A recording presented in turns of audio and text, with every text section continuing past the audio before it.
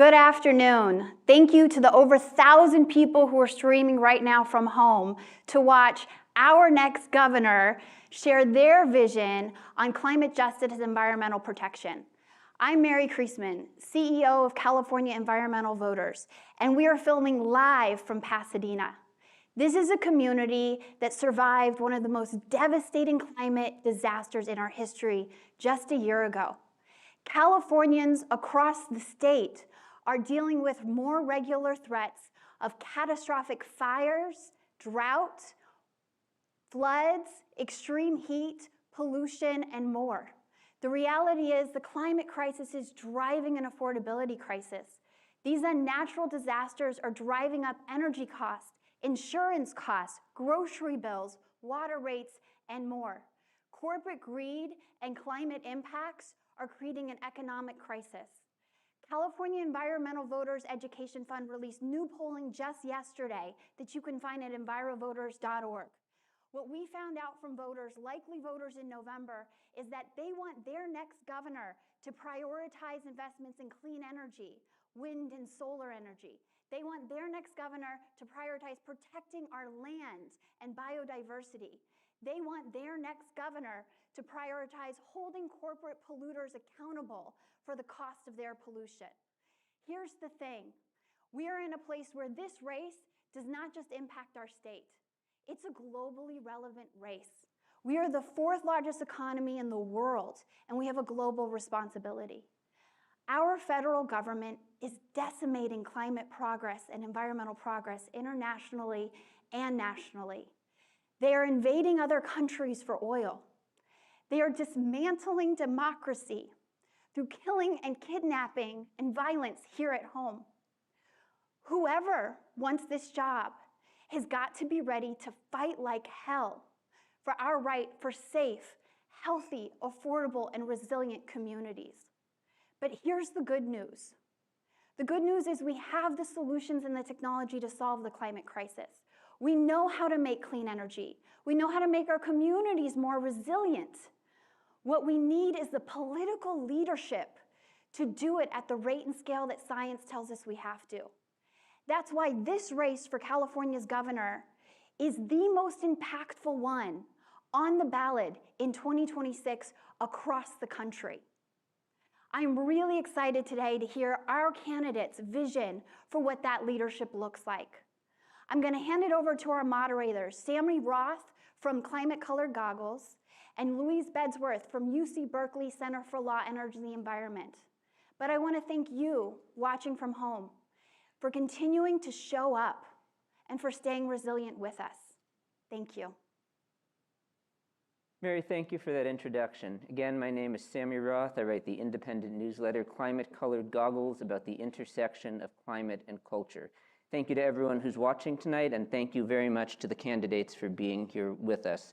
We know there's a lot of scary stuff happening in our country right now, so the fact that you're here with us tonight, that you're making the time for this, really shows that these candidates understand how serious the climate crisis is, and that they understand that voters are demanding solutions.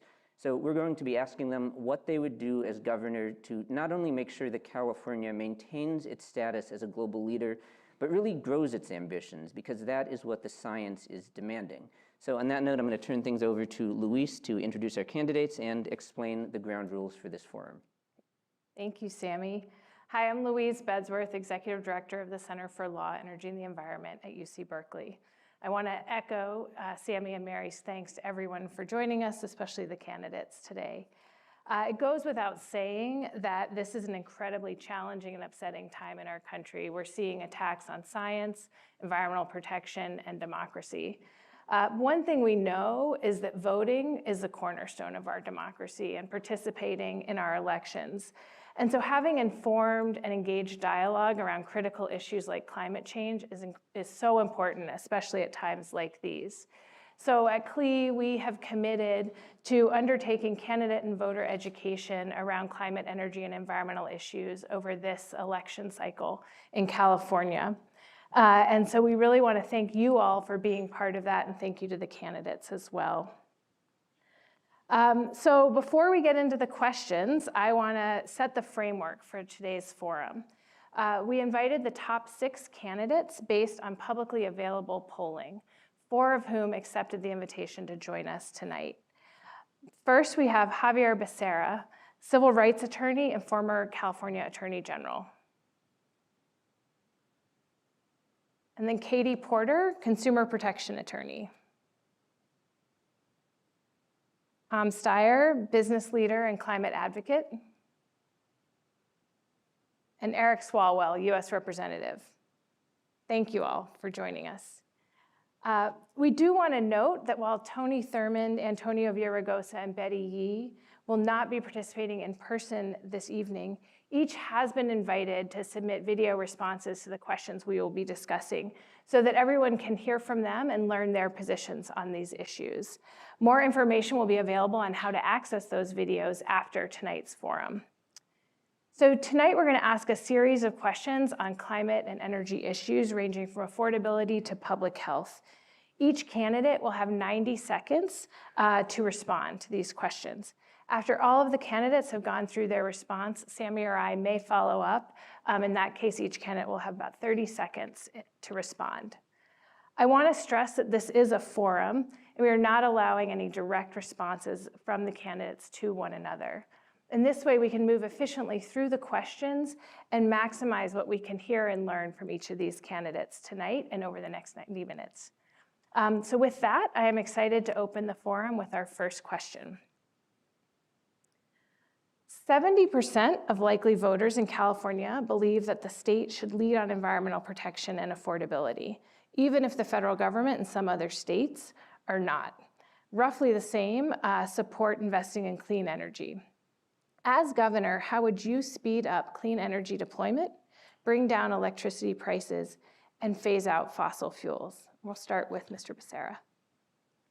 Louise, thank you very much. Sammy, thank you very much. Well, first, we have to convince that other 30% of California that we need to move forward in abundance with clean energy, because that is our future. And we have the technology to make it happen. And so the first thing we must do is stop the man-made disasters coming from Washington, D.C. that are preventing us from making the progress that California has already put into law. We have to make sure that we move forward with solar and wind. Even if the federal government is willing to slash the subsidies and tax credits that would go to those industries that are ready to move forward with clean energy, we have to tell them, we're not going backwards. We're going to continue forward. And so we make that investment. We will find it. We're the 4th largest economy. We have the resources to make it happen. And so the first thing we do is make sure that it's clear we're not going backwards, regardless of Washington, D.C., and persuading that 30% of Californians that isn't quite on board. The second thing we do is start to set in place a statewide policy so that we don't have the interference or the difficulties that come when local jurisdictions stop us from making some of that progress. Oftentimes, California is such a big state, big cities, big counties, doesn't move in as one. And we have to do everything we can to ensure that our climate change policy, our progress toward clean and efficient energy is one that is carried out across the board, so we don't have a lot of laggards that are making it difficult. The more we do that, the faster we'll get there. Thank you. Ms. Porter? The question about affordability and the environment really shows that what people want is both of those things. And that is good news because clean energy is less expensive. So if we're going to be able to achieve our climate goals and our affordability goals, we have to move away from the energy sources of yesterday. We shouldn't be doing more drilling. We should be building more offshore wind. We shouldn't be thinking about fossil fuel sources and pipelines. We should be thinking about battery storage and grid expansion. So California needs to continue to lead, not just the United States, but the world, in not just inventing these technologies, which we've done, but in deploying them. I sometimes hear people talk about they're building something, or building a clean energy park, building a wind farm. Where are you doing that? Too often the answer is Texas, Wyoming, other states. If California wants to continue to make progress on climate and have abundant, stable energy, we need to build those projects here. State leadership is going to matter, especially in this moment where we have the federal government moving us backwards and many localities frozen. I think that California's path is one of investing in clean energy and doing it in a thoughtful way. We need to have some kinds of projects that we can deliver immediately, very, very quickly. We need to have other projects that are a longer-term payoff. All of it only works if we have the grid and the storage and the ability to move that clean energy around the state efficiently. Thank you. Mr. Steyer? The whole goal for California is going to be to take advantage of the technology that's already here. So for instance, I'm talking about breaking up the electric monopolies and driving down prices. That's great, but the way we're going to compete with them is we're going to allow Californians to put solar on the flat roofs across California, take advantage of batteries, and compete with the electric utilities with technologies that are very, very inexpensive. Electric vehicles. Electric vehicles are right now, we're on a path to cheaper, they're cleaner, cheaper to maintain, cheaper to fuel. What's the problem? The issue for people who are looking at an electric vehicle is range anxiety. Am I going to be able to get everywhere I want in California? So we're going to have to push really hard on charging stations so people can just look at the comparison and realize cheaper, faster, better, I want an EV. We're going to build a lot of houses in this state. We're going to have to do it in a way that makes sense from a climate standpoint. That means near public transportation, dense, not sprawl. Every decision that we're going to make is going to take into account the question of what is going to the impact going to be on the natural world. And the last thing I'll say is this: if we want to lead, we need to charge polluters for their pollution, and we need to have an ability to reduce climate pollution from the air. We can do that with systems that are straightforward. The technology is here. That's how we lead the world. Mr. Swalwell? Growing up as a kid in the Bay Area, I used to dread when the mailman would come by, because I knew that every month you'd get that utility bill. And I'd look at my mom, who would work as many jobs as she could during the day to bring home as many groceries as possible at night. And I'd try and read her face, because I knew that if it was too high, that the power could get shut off. And that had happened. So I'm running for governor because in our state, people are scared and prices are high. They're scared because we have an administration that has declared war on our state, and it's pulled funding, particularly that has sought to bring down greenhouse gas emissions and lower costs through clean energy deployments of technology. I will be a fighter protector every single day for Californians, the way I have done in Congress over the last 10 years. But I will also work to do what I did as a city council member in Dublin, where we greened the city and we made investments with third-party contractors to bring LED lights, upgraded HVAC systems, and to put solar on every rooftop of every city building. And we saw millions of dollars of savings in just the next couple of years. We will make those investments in wind, in solar, in storage across the state. And I'm going to do it as a day one Democrat. I will recognize the urgency of this issue, and that my most important job is to bring down the cost. So a lot of big ideas there and a lot of good ideas. Unfortunately, things that we have questions that we can circle back to and unpack even further. For now, staying on the affordability theme, let's talk about gas. Gasoline demand has been falling in California and nationally, increased vehicle efficiency, more people driving EVs, and more people working from home. And partly as a result of that, we've seen some major oil refinery closures in California recently. So question is, how do you accelerate the transition from fossil fuels while ensuring reliable and affordable gas supplies in California? And we're going to switch up the order here and start with Mr. Swalwell.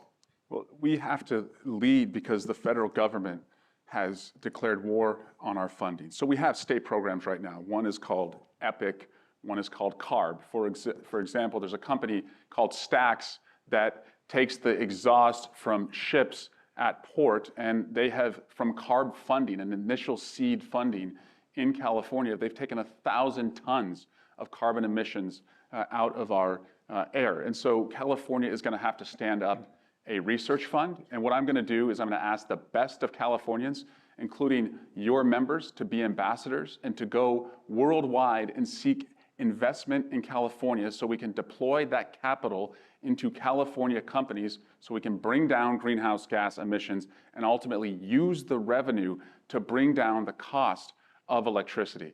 A couple other things that I will do. I think it's really important that we make it easier for you to onboard solar on your rooftop and for you to get more money back.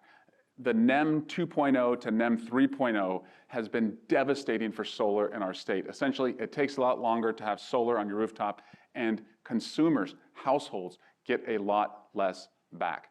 California right now is a blue state held down by red tape, and I'm going to do everything possible to cut that tape to accelerate the clean energy solutions that'll bring down the costs. Mr. Steyer? So it's important to know when we're talking about gasoline and we're talking about electric vehicles where we are. Right now, about 25% of new car sales in California, 25% are EVs. Compared to the rest of the United States, that's a home run, but the implication is that 75% of new car sales, 3 out of 4, are internal combustion engines. So we have to take care of the costs. California is a gasoline island. We have a very small number of refineries, and they are built for the kind of gasoline that Californians require. And as a result, the companies that own those refineries kind of have us by the neck. They are threatening to close them. They're threatening to raise costs really a lot. It's going to be important for the governor to protect the people in the state of California who don't drive EVs. And of course, we want to move to EVs as fast as possible. But it's going to be important to develop different sources of gasoline that meet our requirements. Does that mean going to Washington State? Maybe. Does that mean going across the Pacific? Maybe, because it's very inexpensive to ship gasoline. But as we make the transition to EVs, it's absolutely critical for the pocketbooks of working Californians that we don't let a monopoly practice, the way it's choking us in the electric monopolies, choke us in terms of gasoline, and that we develop competitive offerings from other states or other countries as soon as possible. It's absolutely true that it's not affordable today for many people to choose an EV. I don't think range anxiety is what's driving it. I think it's the fact that, particularly with expiring federal subsidies and the cuts that Trump has made, an electric vehicle often costs $8,000 or $10,000 more. If we want people to choose EVs, we have to close that gap. We have to make sure that electric vehicles are as affordable as gas vehicles at the point of sale, because many families, you might accrue that savings over time by having less gas costs, by having lower maintenance costs, but that doesn't feed your kids when your car payment is higher because you chose an electric vehicle. I do think California needs to also embrace our land use planning as part of thinking about how we reduce the amount of fossil fuel emissions from internal combustion engines. So this means thinking in smart ways about development and about transit, about investing in ways for people to be able to move where they need to go to work or to home without having to get in a car in the first place. The last thing I'll say is we have to work to decarbonize some of the large and heavy equipment and vehicles that we have. Trucks, equipment at ports, those are big emission vehicles, and we need to think about how we're going to move to lower emission sources or clean sources for those larger vehicles. I think that's a really important part of this. So there are two parts to that question in terms of an answer, a good answer, complete answer. First is, how do we maintain stability as we do this transition and we try to accelerate the transition? How do we do it so that we can keep families with us? How can they believe that they can have the confidence that while they have that gas vehicle, their prices won't spike? How can we guarantee them that as they're ready to shop for a new, more efficient vehicle, they can afford it? Well, first and foremost, we have to stabilize that market for the petroleum that those who do have gasoline-powered vehicles will have to rely on. That means making sure that as we continue to shrink our footprint, we have the availability through storage, through importation, and where we do have some production, that it is disseminated as we need it. So that way the supply is there for those who need it. But as we transition, on the demand side, you have to make sure that you're giving people a marketable product, something that they want, which means even though Washington, D.C. is ready to cancel subsidies, we have to push and fight to get them in place anyhow. When people want to buy that car, the electric vehicle, they have a place at their home where they can charge quickly or on the road as well. And then finally, you really have to tackle diesel. If we don't tackle diesel, we talk only about passenger vehicles, we're missing a boat, because diesel is the most polluting form of fuel that is on our roads, and we have to tackle diesel. I'm going to do a quick follow-up here because several of you brought up, Ms. Porter in this answer and Mr. Steyer previously in your first answer, the issue of sprawling development and long car commutes and how that contributes to climate change and housing density as well. What would you all do as governor to tackle that issue and to prioritize funding for public transit and for transit-oriented communities and walkable communities as well that make it easier for people to get around without driving? And we'll just do the same order here and start with Mr. Swalwell on this end. Californians are spending too much time in their cars and not enough time with their family. And that's why I have prioritized during my time in Congress regional rail projects.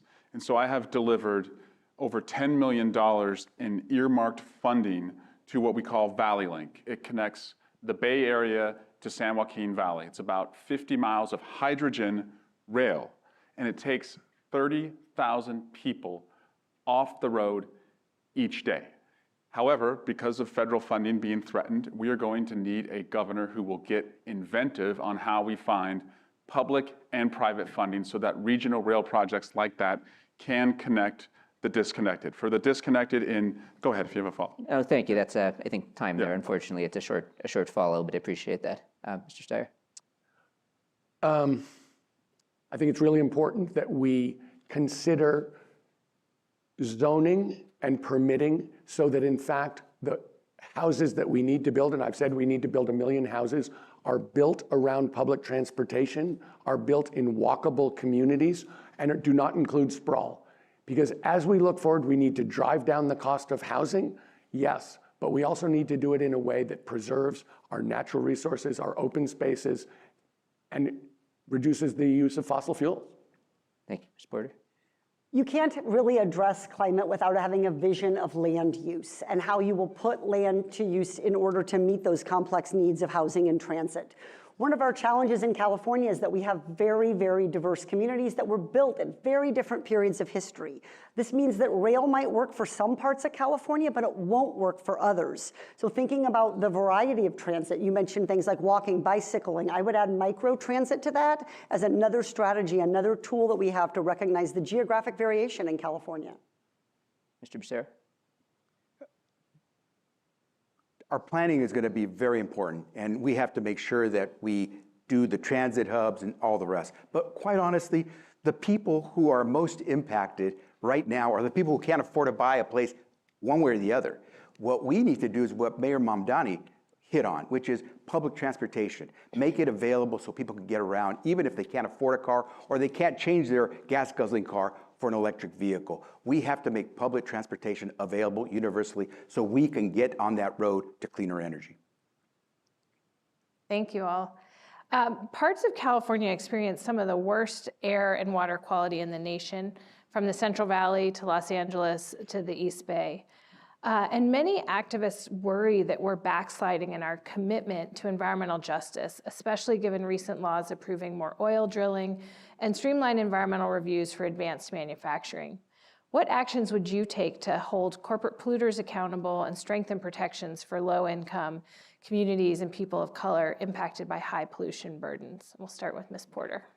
I served on the House Natural Resources Committee in Congress for 4 years and was really proud to sign on to the Environmental Justice for All Act, which centers communities and their environmental concerns about air quality, clean drinking water, and other concerns in how we think about environmental justice. This isn't a concept that we can put one size does not fit all. Different communities are going to have different ideas about what that looks like for them.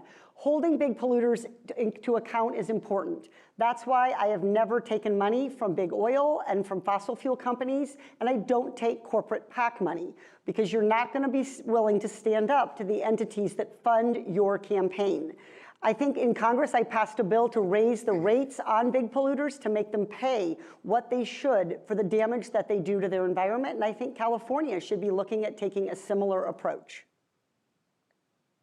Mr. Becerra? So I'll tell you what we must do by telling you what I did when I was Attorney General. I established the Environmental Justice Bureau at the Department of Justice for this very purpose, because those who are worst hit, first hit, are the folks we're trying to bring with us in this new transition. And they won't follow us unless they know they can survive economically.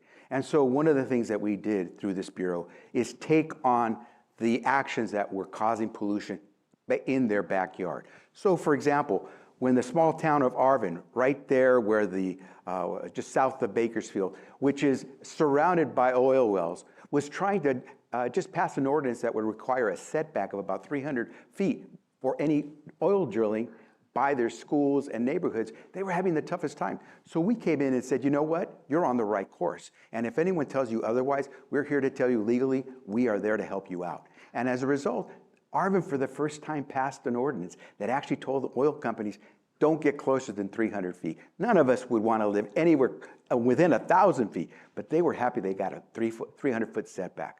What else did we do? We went after local governments who didn't understand CEQA, who didn't understand environmental laws, and were allowing others, their attorneys, the advocates for these developments, to move forward with projects that didn't protect their families. We stepped into the Environmental Justice Bureau and said, cities, you have to follow the rules. You can do things, but you first have to follow the rules.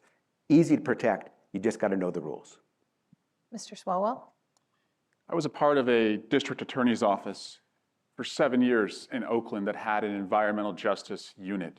And we aggressively went after polluters. And that's the kind of governor that I am going to be, to make sure that we have the enforcement funding in place in our state to do that, so that we have accountability and results for the people of California. But I've also had a record in Congress. And right now, the record of passing the cleanest, greenest climate agenda is under assault from the president. So here's what I'm going to do as governor.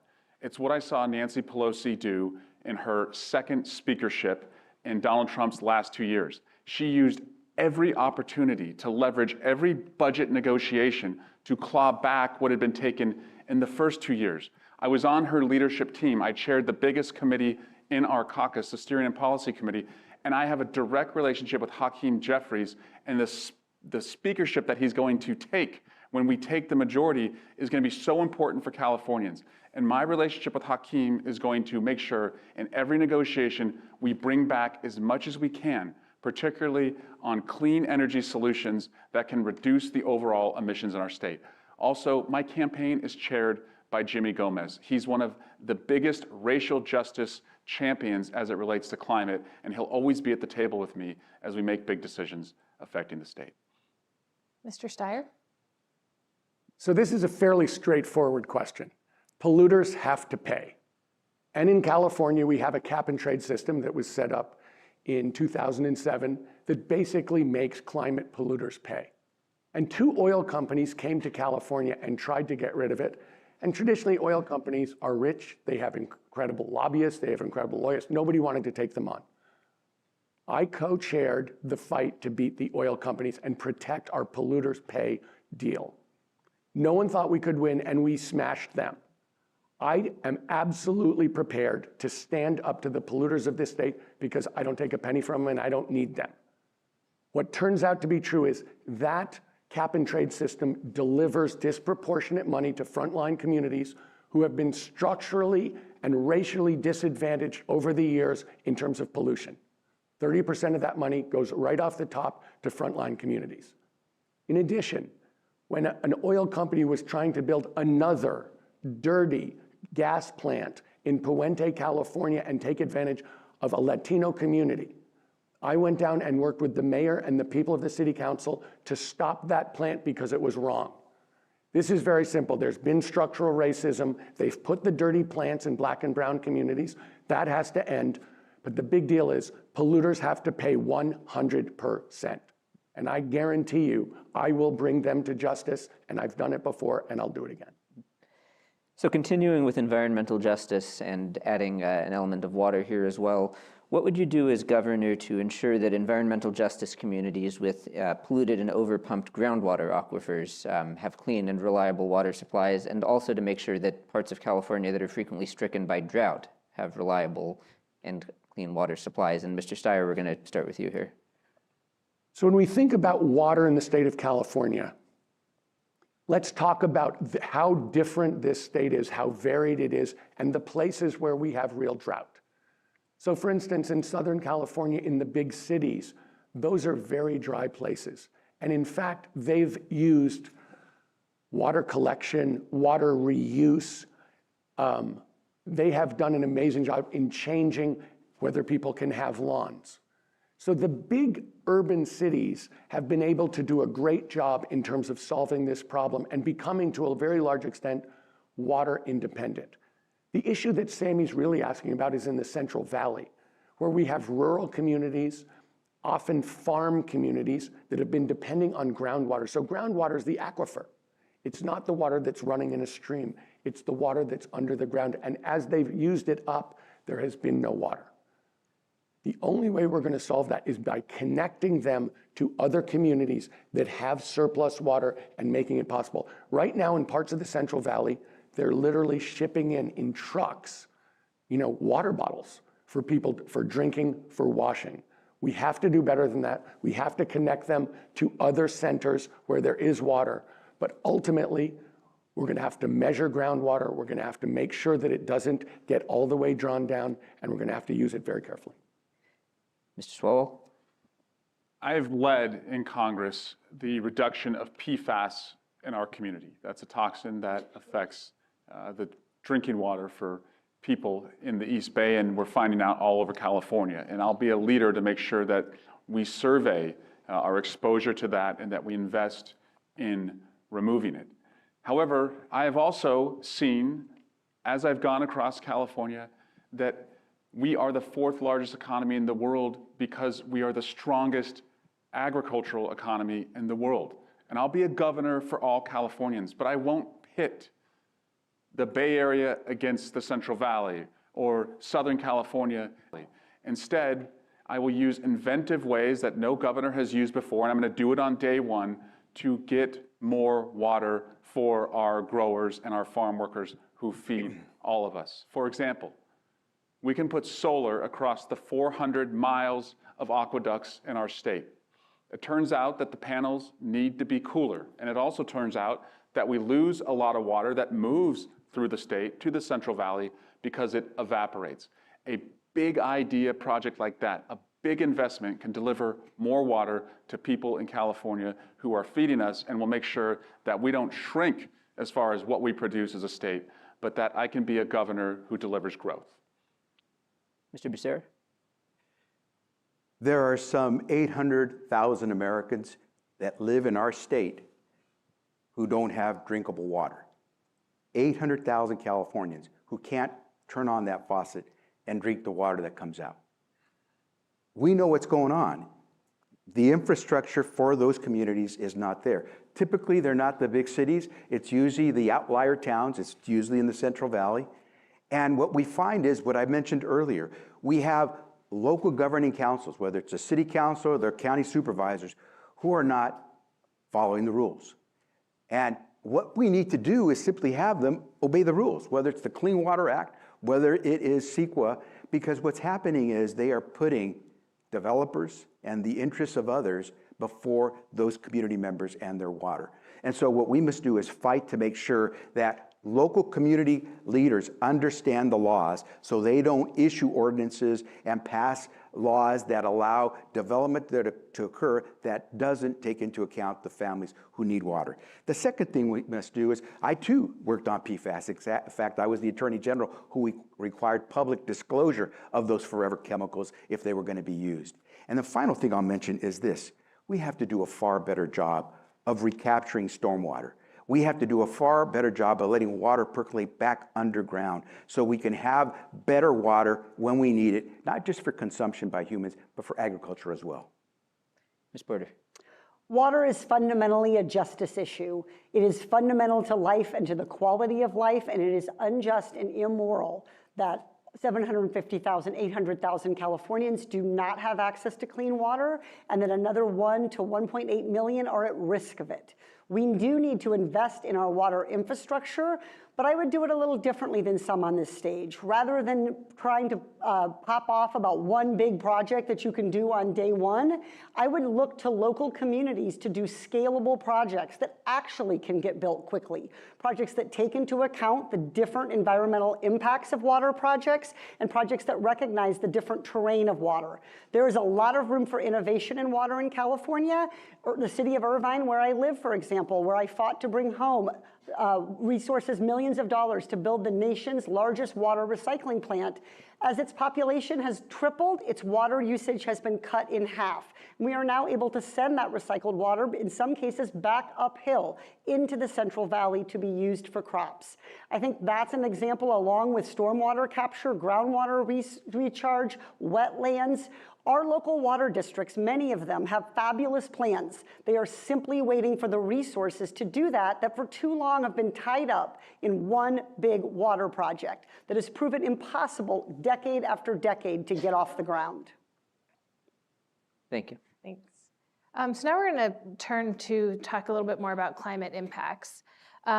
California is going to need to spend billions of dollars to build resilience in our communities and infrastructure to protect them from climate impacts like catastrophic wildfire, flood, drought, sea level rise, pollution, and extreme heat. This is not going to be cheap. And as we've heard, the federal government is pulling back money for these types of projects. Where should the money come from? And we'll start with you, Ms. Porter.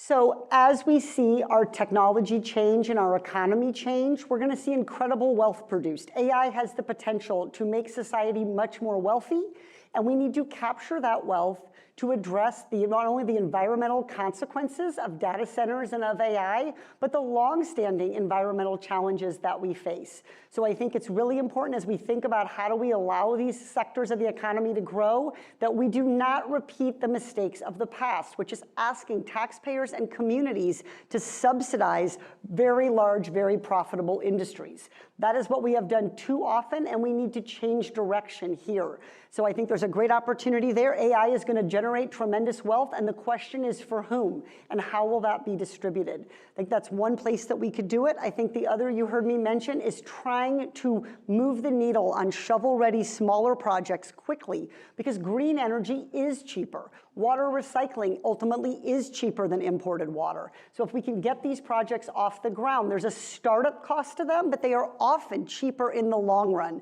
So thinking about this as an investment, we put some money in now to helping a community, rural, urban, suburban, get these projects going. They ultimately have savings from that, and those projects are self-sustaining.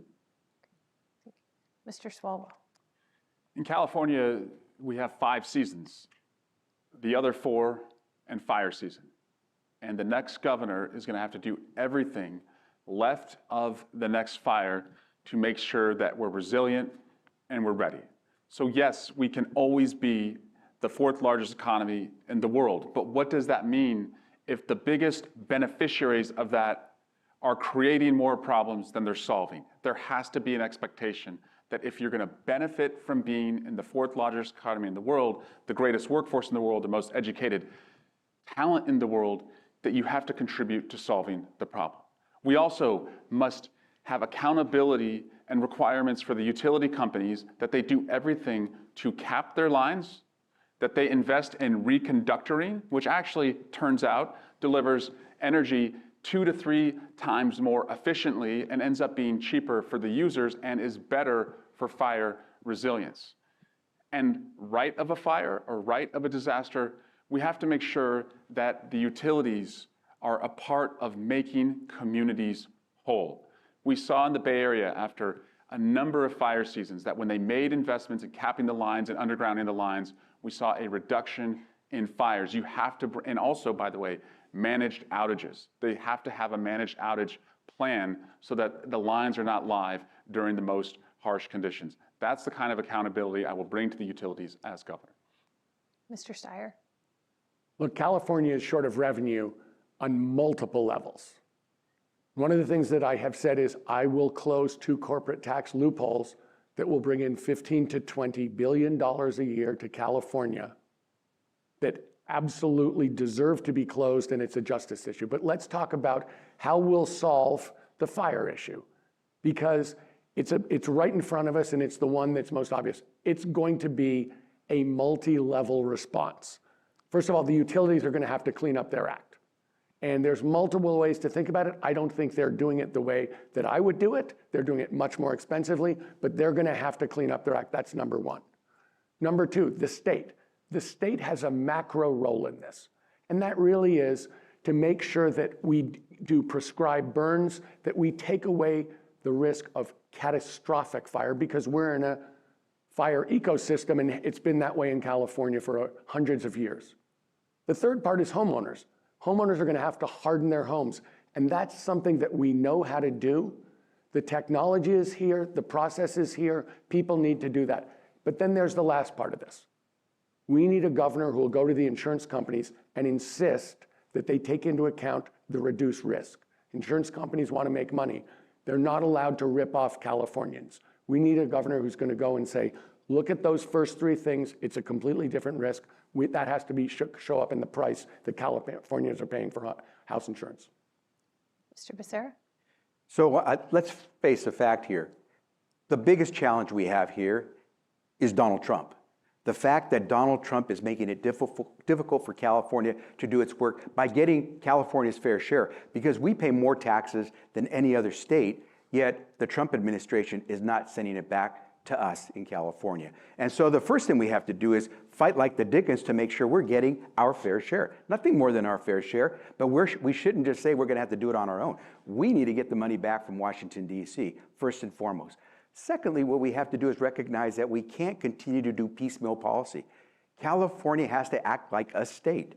And that means we can't have small jurisdictions, regional governments, get in the way of having a statewide approach to how we attack these big issues. We need resilience. We need forecasting. We need stability. And that requires the state to act together in concert with our local governments, but moving together. And then finally, we can't leave the hardest working, lowest earning families behind. They have to be part of this process and believe that whatever we do will help them.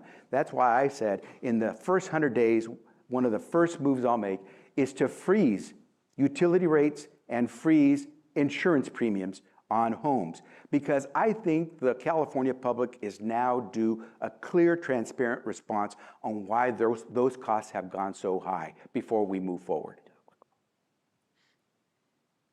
So we do have a question coming right up here on insurance and wildfires. But before we get to that, just to follow up here, I mean, the question was about budgeting for climate resilience and finding money. Does anyone want to follow up and have anything more to say on where to find money for that? It's expensive, it's challenging. I know that carving out money from the budget is super, super hard. Mr. Becerra, you raised your hand there. Yeah, Sammy, I think it's very obvious. I just mentioned hardest working, lowest paid. We have billionaires who are paying tax rates that are lower than those hardest working, lowest paid. No one who's making $1 billion or, wealthy should be paying at tax rates that are lower than the nurse, the firefighter, the teacher in California. Everyone should pay their fair share. And that you are doing well, we applaud you. We want to have folks who are successful. But you need to do your fair share. We need revenue. We'll put it to good use. Okay, seems like everyone wants to go here. Should we just go down the line? Yeah, I mean, I think in my answer, I did address what I would do on revenue, which is making sure those who are using more energy and using more resources are paying the full cost of that. If they're going to need much more energy than they've ever needed before, they should be footing the bill for building that infrastructure. That additional energy is going to have climate consequences, and they should be paying for this. So we need to have a clear state plan to do this, but we do have the potential for tremendous wealth to be unleashed in this country and in this nation, in our state, in the upcoming months and years. So I want to build on what Xavier was saying, because we have the richest state in the country. We probably have the richest state in the world. But the truth is we also have the highest percentage of people in poverty in the United States, and we have the most inequality in the United States. So when we're looking at that, the idea that we don't have enough money to deal with this is just not true. And when I said I'm going to close corporate loopholes, that's just the beginning. The money is there. It is in the rich people. It is in the huge corporations. And it's absolutely fair that we treat them fairly in a society that is drastically unequal. I'm going to bet on Californians, and I'm going to stand up a California research fund, and I'm going to go around the world with the best of California as our ambassadors to seek investments in California. I know that the best educated workforce in the world and the most diverse workforce in the world is worth betting on and investing in. And through those investments, the return revenue is going to go to the state, it's going to go to energy infrastructure, it's going to go to wildfire management, it's going to go to bringing down the dam costs. Thank you all. So now we're going to play a video from a wildfire survivor from the LA fires a year ago that's going to touch on insurance and fossil fuel accountability. My home has smoke damage and heavy metal contamination from the LA fires. I've been dealing with delays, denials, and outright lies from my insurer. What will you do to make insurance fairer and make fossil fuel companies who've caused more intense fires and extreme weather help pay to fix the problems they've caused instead of victims like me? My home has smoke damage and heavy metal contamination. All right, so I'm just going to add on very briefly to that question that we've had a lot of interest from people who are watching this event, specifically in the bill Make Polluters Pay, which would, or Climate Superfund Act, which would create a fee on fossil fuel companies, some of the largest polluters, to fund climate resilience and clean energy. It hasn't passed in the legislature for several years, but is still being proposed frequently. So curious if anyone would support that. But adding that on to the listener's question, we're going to start with Mr. Steyer. So there are two questions here. One is the insurance companies and one is the fossil fuel companies. So let's start with the fossil fuel companies, because obviously they should be paying for their existing pollution right now in full. And I've said, I've pushed for that in the past, I've made it happen in the past, I'll make it happen in the future. But then there's all their past pollution that they knew about, that they went forward and did. We're suing them. They owe the state of California hundreds of billions of dollars for the damage that they did. It's not hard to figure out. Percent of emissions, total damages, okay, do the math, that's what we're owed. So I absolutely believe we should be going after them aggressively to get that money. In terms of insurance companies, look, FEMA's not paying the money to the people of California for the damages. The insurance companies are stonewalling people. I absolutely believe that the governor's responsibility, along with the attorney general, is to represent the people of California and to not let that happen. That is absolutely shameful.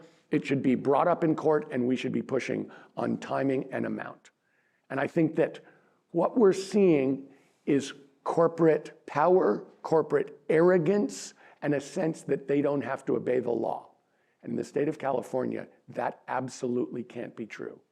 And it's got to be the governor's job to prioritize the needs of people who've been damaged and to make sure that the people they have responsibilities, the companies, live up to their legal responsibilities and their moral responsibilities. Ms. Porter.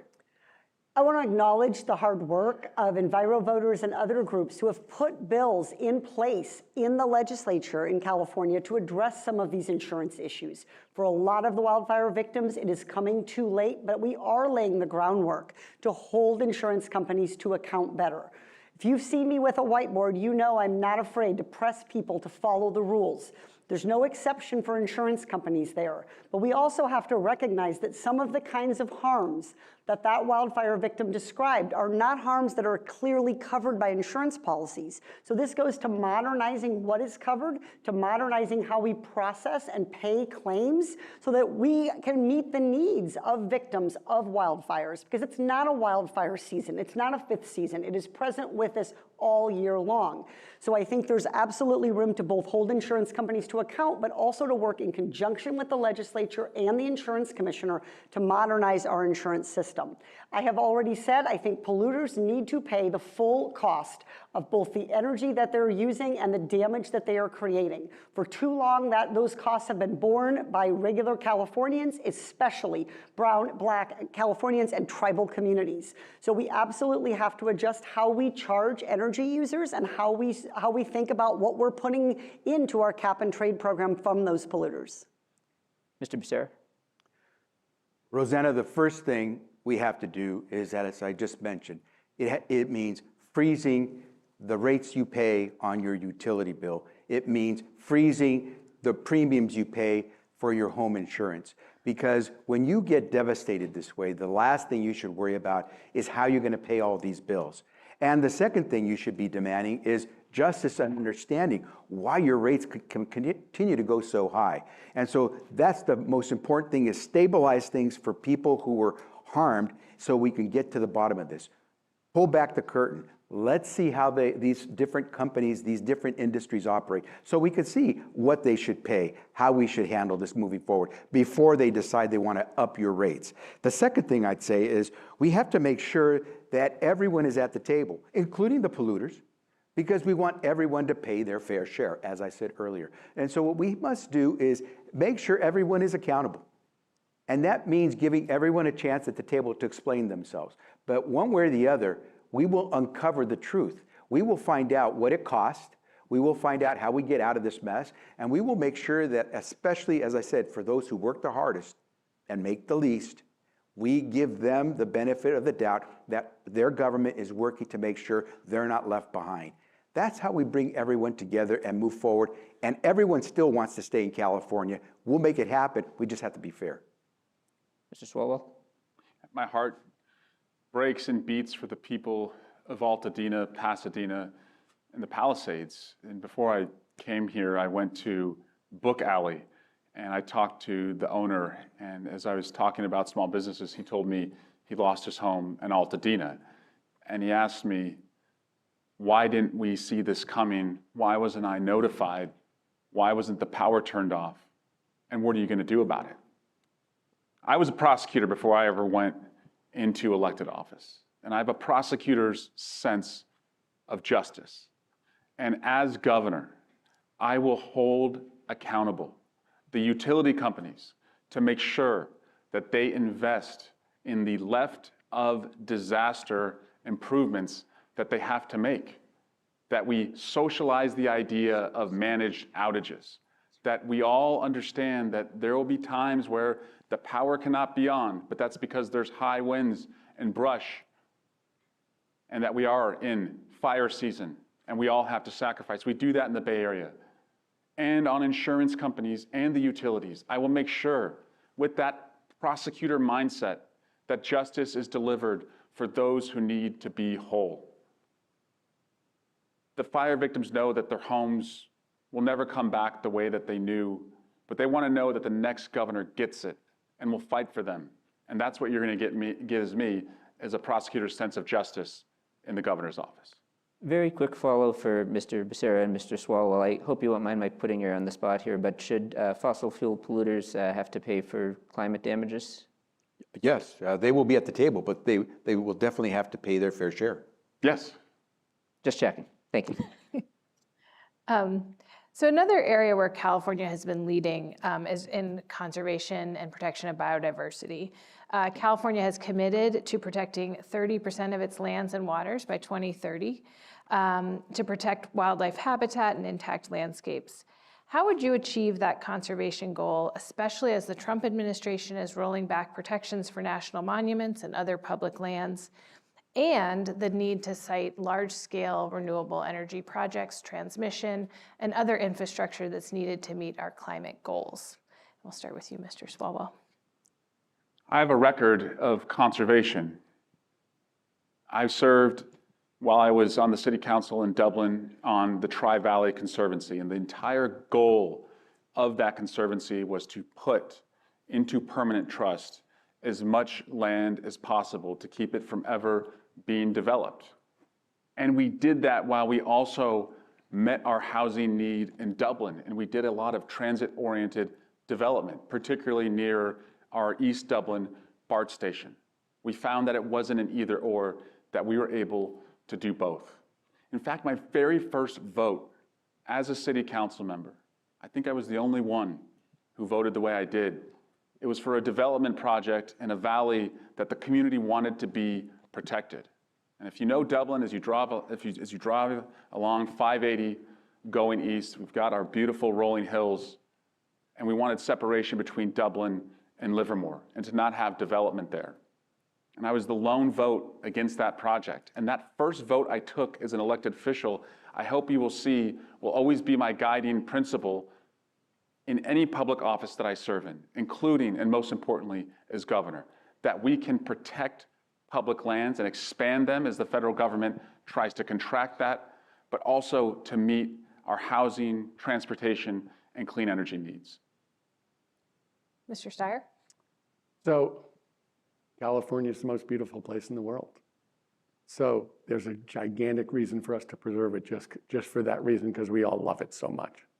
But when we look at it, what does it look like in terms of how do we do that? Well, it's the housing question I've been asking. Don't allow sprawl. Build more densely, build around public transportation. It's also when we think about, building out huge solar arrays, why don't we do that in the existing footprint on the top of flat roofs? All of those decisions are actually about land use, about protecting land, public lands all over this state, because they're beautiful. But it's not just the beauty. What we've seen since 1970 is that we've lost 75% of our wildlife. And the projections that scientists make about how much we're going to lose are we could lose up to a third of the species on the planet Earth before 2100. So when we think about this, we don't actually know how the future is going to work out. We know our land is beautiful. We know we can build in a responsible way that's cheaper for people, that cuts down on gridlock on the roads, that makes it less expensive to live here, gives us walkable communities and neighborhoods. And at the same time, we're taking a place where we're preserving the natural world and knowing that our beautiful California will be intact going forward. Ms. Porter? Conservation is very popular with Americans of all political stripes because they enjoy the opportunity to have lands for recreation. They appreciate that we are preserving species and spaces for wilderness. This has been a strong bipartisan issue, despite what we've seen out of Washington pushing us the other direction. On the House Natural Resources Committee, where I chose to spend my time in Congress, I served on the Public Lands Committee, working on issues not just of expanding conservation, but expanding accessibility and access to conservation. That included having hearings about disability access on public lands and leading legislation every year for the Every Kid Outdoors program to help fund kids getting out into our public lands, because we say they are lands for the public, and the question is, which public? Who actually gets to use them? Part of my 30 by 30 strategy would include having a strong environmental justice lens. We have too many cities in California that have no shade canopy and no green space at all. So thinking not just about preserving big parcels of land, which is incredibly important for species conservation, but also thinking about how to do that in an equitable way that creates green space for everybody. The water conservation piece of this is also critical. And so thinking about at every juncture, at every transportation project, every kind of a housing project, what is the opportunity to do conservation as part and parcel of that building and that construction? Mr. Becerra? As we continue to work with our partners in the natural resources community to try to preserve 30% of our land and 30% of our coastal waters by 2030 for the benefit and the beauty of Californians, we have to also be prepared to take on the battles, the attacks that will continue to come from Washington, D.C. That's why when I was Attorney General, when Donald Trump was president the first time, I sued him. I took him on when he tried to change the definition of waters of the U.S. and under the Clean Water Act so that they could allow development to occur in what otherwise are protected lands and protected waters. I took him on when it came to enforcing the pollution coming from methane gas, where they were trying to deregulate when it came to how we cover for the type of pollution that comes from methane gas, one of the most polluting elements that we have today. I also took on the effort by the federal government under Donald Trump to re-up coal leases so that we could see more coal being used. And so time after time after time, we had to take on Donald Trump. We'll take on the foes, but we have to continue to partner with those who want to make sure our land and our coastal waters are there for Californians so we can all benefit from them. We need someone who won't just say it and promise it, but actually did it and delivered. So one follow-up on that, one way for California to continue to lead would be the state is on track to meet its the 30 by 30 goal. Would you all consider a 50 by 50 goal? Because you would surpass that 2030 milestone in your tenure as governor. So just maybe we could go down the line, Mr. Swalwell. Yes. Absolutely. For me, it would be about looking at what we are accomplishing with 30 by 30, whether we have done the job and the work that we need to do. So it's going to be data driven. Where does 30 by 30 leave us on species? Where does 30 by 30 leave us on public access to green space? I'm absolutely committed to expanding and fighting for public land. But I think it would be irresponsible until we understand where all that green space is, whether it's being equitably used by Californians, whether we are achieving our conservation goals. It may be that we need to conserve much more water, for example, than a traditional 30 by 30. So I might be willing to adjust. I think I would want to adjust those goals potentially to reflect the progress we've made and what the next batch of goals in science tells us. Mr. Becerra? California is an ambitious place. We are the leader. What goes in California will ultimately go in the rest of the nation. So we should strive to continue to up the game that we play. At the same time, we're going to make sure everyone's at the table so we can hear the best information, make the best decisions based on everyone participating. Because as I said before, if you want to have real progress, you have to make sure everyone's had a seat at the table. So when we move, there's no going back. So in a minute here, we're going to get to a lightning round of questions, shorter 30-second answers that we'll go through a little more quickly. But before we do, circle back to a topic that we touched on a bit at the beginning, which is electric vehicles, and go into a little more detail there.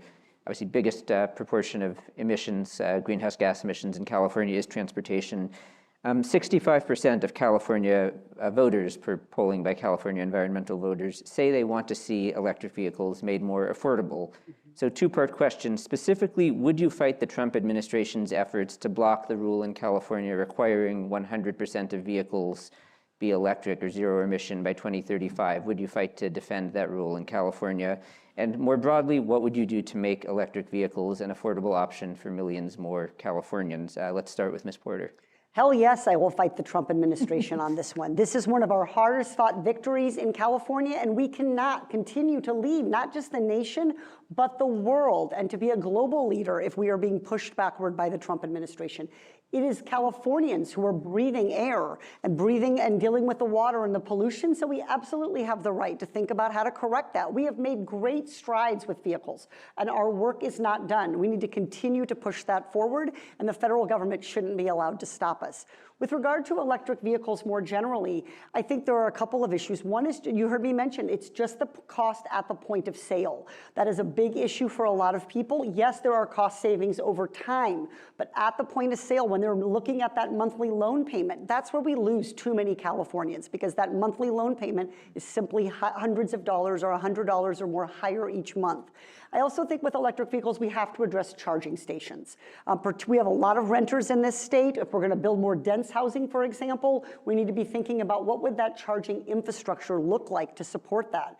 California has built charging stations, but we are not anywhere near what we need to be at. And those charging stations are not necessarily located in all of the communities they need to be in order for us to make progress. So thinking about what can we do with regard to charging stations in apartment buildings, what can we do with regard to charging stations in our public spaces and workplaces to make that really possible for people to not just afford that electric vehicle, but charge it.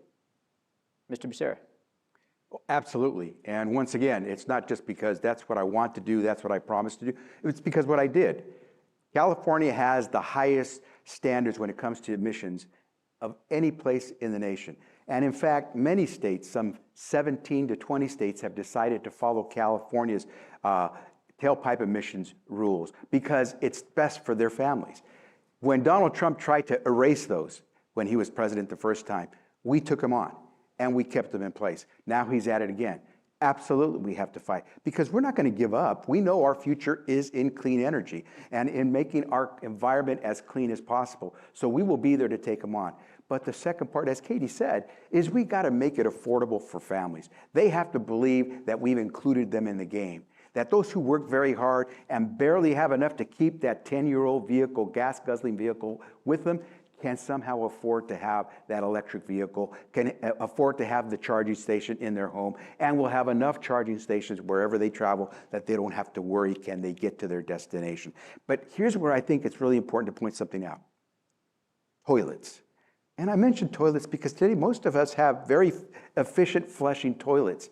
But every once in a while, you'll go to some home or some place where they use 4 or 5 gallons of water to flush. And you think to yourself, oh my God, what's going on here? Because we're so accustomed now to seeing efficient toilets. Well, we pay to help people transition. We will do the same when it comes to electric vehicles. Mr. Swalwell? Will I fight Donald Trump, you ask? Well, that's the reason he goes after me, or his administration goes after me almost every single week. That's why he has put me under the same nonsense investigations he's put Adam Schiff, Tish James, Lisa Cook, and so many others under. That's the reason my 3 little kids can't play in the front yard, is because of the death threats that he inspires against me. But I do not flinch, I do not back down, I do not hide under the bed. And the way that I have gone after him and been a fighter protector in Congress is what I will do as governor on behalf of California, recognizing that that fight and that spirit will bring back results to lower electricity costs, to expand electric vehicles, to make sure we leverage being in the majority in Congress, something I've done in the past, working alongside with Speaker Pelosi, so that it's always benefiting California. And particularly as it relates to EVs, I strongly believe that if we build like crazy, if we add more infrastructure at more places where Californians go, we will see a greater rate of adoption. Mr. Steyer? So, of course, I'm in favor of standing up to Donald Trump anytime he opens his mouth about it, just about anything. And when it comes to EVs, you can double that. But let's talk about what this means for the people of California. Because the question on everybody's mind in California is, can I afford to live in California? So when we're looking in 2035 at buying a car, if an EV is unreasonably expensive, it's just one more thing after rent and food and electricity and healthcare that I can't afford.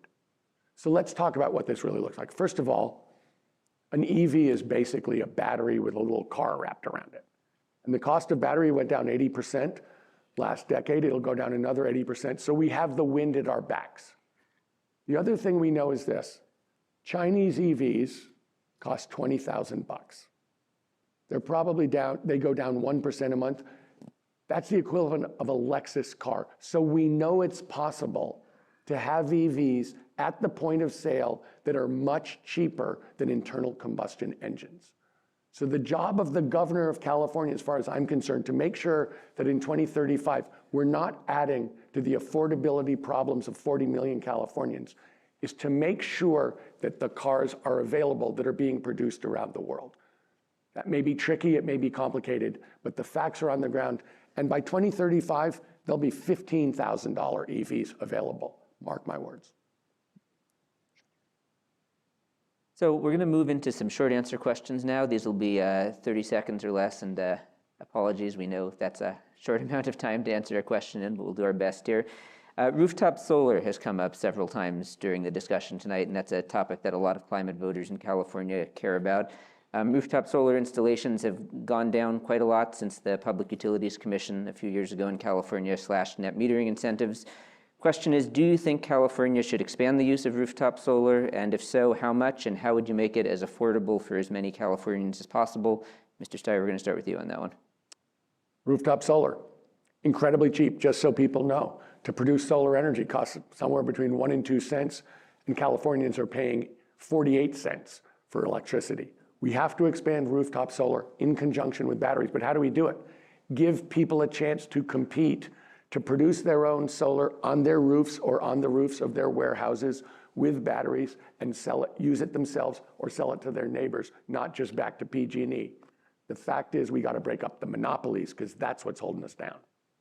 Mr. Swalwell? Yeah, I see going from net energy metering 2.0 to 3.0 is the cause of fewer rooftop solar and less energy on the grid, which is raising the cost. So I will go back to what we had done before. We had a million households initiative, and we need 1 million more plus. And so it has to be quicker as far as coming on board, and it also has to produce more and put more dollars back in the pockets of the homeowners. And that's how I'll lead on that issue. Mr. Becerra? Wholehearted yes, but 2 caveats. First, once again, as we move forward, who are the folks who can most easily afford to put solar on their rooftop? Folks like those of us here. Who can't? It's the hardest working, the lowest paid. We have to make sure we do this fairly so everyone gets to take advantage and we don't leave the lowest paid in the legacy platforms. Secondly, we need to go after the shysters. We know that there are people who are out there to swindle families as they talk about rooftop solar. So we have to make sure that that doesn't happen so they get the benefit of solar. Ms. Porter? I think that what we saw the California Public Utilities Commission do with net metering was wrong. We made a promise to folks when they put rooftop solar on that they would be able to capture benefits, and then we saw our Public Utility Commission turn its back on that. I think the Public Utility Commission needs to have a reboot and a refresh. It's lost the faith and the confidence of many of our most dedicated environmentalists, many of our everyday Californians who feel like the Public Utilities Commission is no longer fighting for them. Great. Another big topic and something that's been very challenging in addressing climate change has been how to electrify the state's building stock.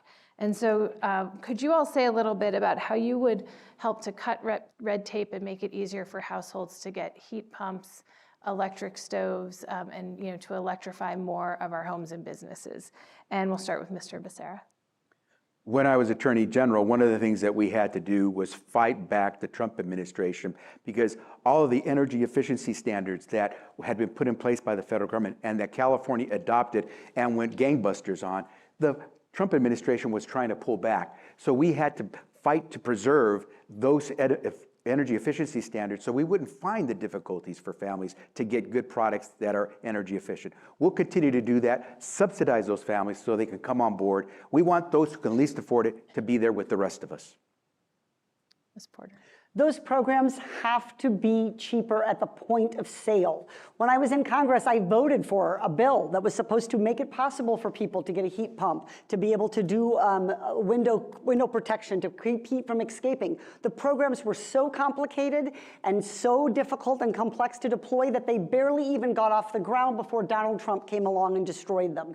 So point of sale is really where you're going to drive this. If it is cheaper when you walk in to get an induction stove than a gas one, people will do it. The technology is there. It's the price point and the complexity of getting those programs that's been the challenge. Mr. Swalwell. I want to make sure that more middle-class families and lower-income families like the one that I grew up in can afford to make these upgrades. And this is where I will bring my experience as a local city government elected official. I think we can partner with city governments and local officials to give them incentives to do that in their communities. They have the best eyes and ears on the needs of their communities, and having a state grant system that puts us in that direction, especially for lower income and middle class families, is going to make the biggest dent in California. Mr. Steyer. So here's the good news. There is real-time sensing that's available very cheap. What does that even mean? It means that you can have something in your home very inexpensively that decides when to turn everything on. And it saves you an amazing amount of money.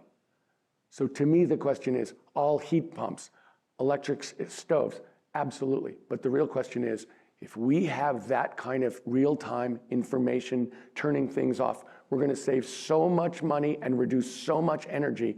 That is the future for California, the information technology state. So a question about data centers, which have come up a couple of times here. And 30 seconds is hard, so hopefully organizers won't get too mad at me if you all go a little over. I'll not interrupt. They're expected to use massive amounts of energy and water. They can also impact electric bills, but as several of you have said, also major sources of economic activity. How do you reconcile those priorities, the environmental impacts, but also the potential benefits? Mr. Swalwell, we'll start with you. Yeah, for data centers in California, they cannot create more problems than they solve. I want us to always be the tech capital of the world, and we have to, and I say this as a parent, solve for the issues on privacy, bullying, copyright, all the issues that come along with AI. We can do that, but if you're creating issues around energy and water, we don't want that in California. So I will work with them to make sure that they're always invested in solving those problems first before they're ever built. Thank you. Mr. Becerra. There's two issues here.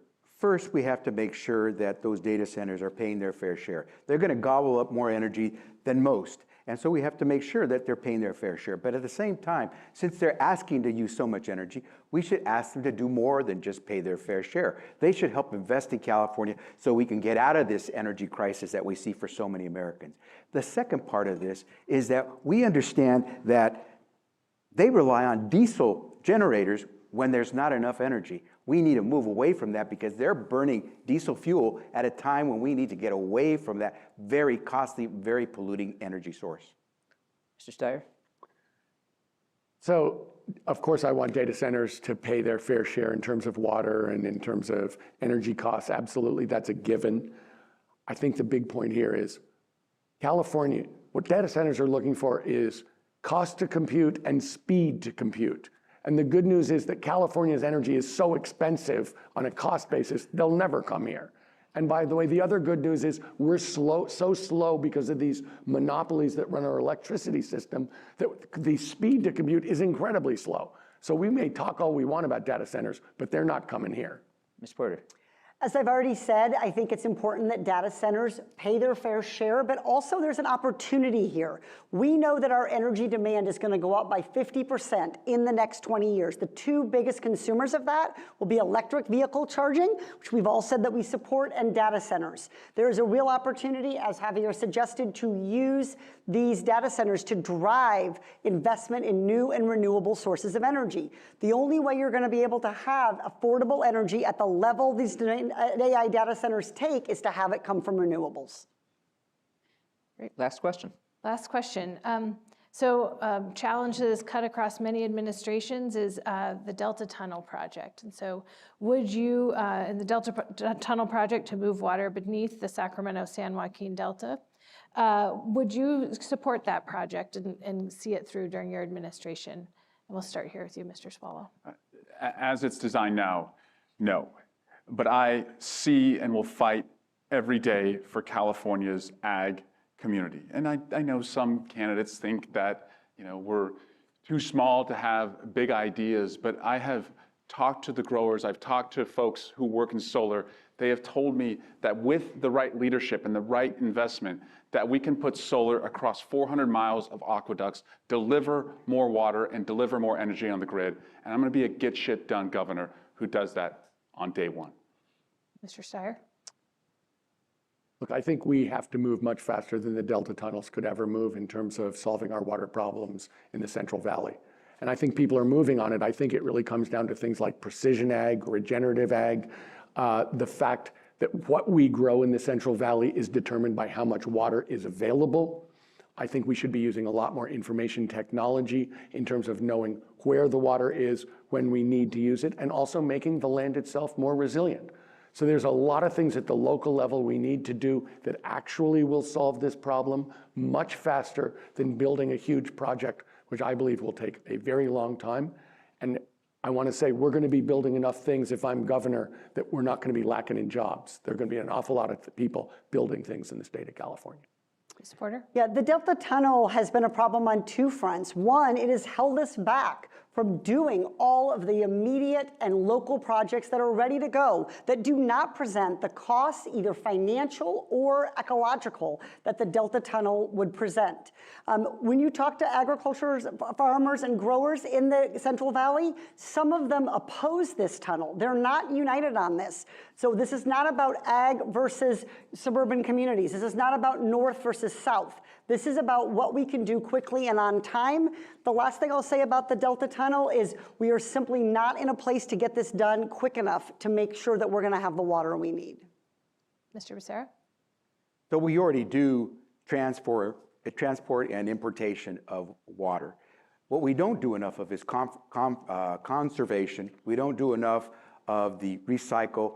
We don't do enough of the capture. And we should take all of those things into account. We should never say no to anything until we've examined it completely. And what I don't believe we've done is look at the ways that we can conserve and do things that don't require us to change our ecosystem in ways that could have dramatic impact later on. But everything should be on the table, and everyone should be at the table. Thank you. And with that, we'll come to our closing question. So in 1 minute, could each of you explain what your top 3 priorities would be to accelerate California's climate progress and to enhance our global leadership? And we'll just go down the line, starting with Mr. Becerra. So as I said, first and foremost, we have to gain the confidence of the California public. Right now, with these wildfires, right now, with the man-made disasters coming from Washington, D.C., with the difficulty just not only paying for your energy, but paying for your eggs, it becomes very difficult for folks to have confidence in their elected leaders. And what we need to do is inspire confidence. That's why I believe it's so important that right from the go, we tell folks, you don't trust what's going on with the utilities, you don't trust what's going on with the insurers of your home. Okay, let's freeze those rates for you right now. Let's open the curtain and see what's going on so that you know going forward what you will pay, and it'll be what you should pay, a fair amount. I think we gain the confidence of the public when we do things like that. Secondly, what we have to do is, despite Donald Trump, move forward. We will find ways. We'll have to raise revenue, but we will move forward with the things that make electric vehicles cheaper to buy because we will help subsidize. We will make sure those projects for solar and wind can continue because we will use some of those revenues to make sure we can do it even if Donald Trump doesn't want us to. It's just advancing. That's our future. We'll do it.